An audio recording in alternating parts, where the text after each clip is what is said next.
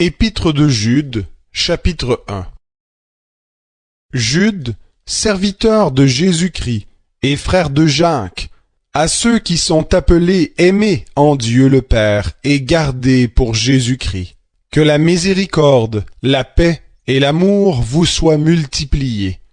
Bien-aimés, comme je désirais vivement vous écrire au sujet de notre salut commun, je me suis senti obligé de le faire afin de vous exhorter à combattre pour la foi qui a été transmise aux saints une fois pour toutes. Car il s'est glissé parmi vous certains hommes dont la condamnation est écrite depuis longtemps, impies qui changent en dérèglement la grâce de notre Dieu et qui renient notre seul Maître et Seigneur Jésus-Christ. À vous qui connaissez tout cela une fois pour toutes, je veux vous rappeler que le Seigneur, après avoir sauvé le peuple d'Israël du pays d'Égypte, a fait ensuite périr les incrédules. Les anges qui n'ont pas gardé la dignité de leur rang, mais qui ont quitté leur propre demeure, il les a gardés dans des chaînes perpétuelles, au fond des ténèbres, en attendant le grand jour du jugement. De même, Sodome et Gomorrhe et les villes voisines qui se livrèrent de la même manière à la débauche et recherchèrent des unions contre nature, sont données en exemple, soumises à la peine d'un feu éternel.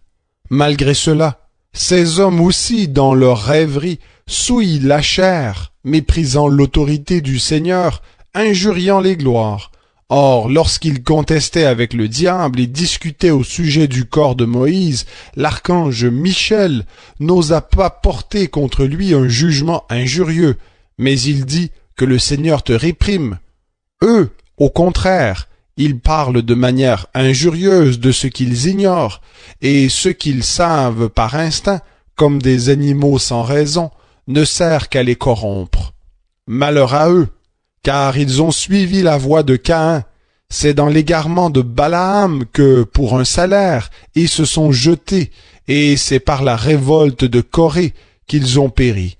Ce sont les écueils de vos agapes, où sans crainte ils festoient et se repaissent, nuées sans eau emportées par les vents, arbres d'automne sans fruits, 2 fois morts, déracinés, vagues sauvages de la mer rejetant l'écume de leur turpitude, astres errants auxquels l'obscurité des ténèbres est réservée pour l'éternité.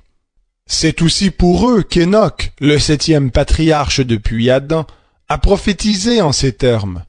Voici que le Seigneur est venu avec ses saintes myriades, pour exercer le jugement contre tous et pour faire rendre compte à tous les impies de tous les actes d'impiété qu'ils ont commis, et de toutes les paroles dures qu'ont proférées contre lui les pécheurs impies. Ce sont des gens qui murmurent, des mécontents, qui marchent selon leur propre convoitise, dont la bouche parle avec grandiloquence et qui flattent les gens par intérêt. Mais vous, bien-aimés, souvenez-vous des prédictions faites par les apôtres de notre Seigneur Jésus-Christ.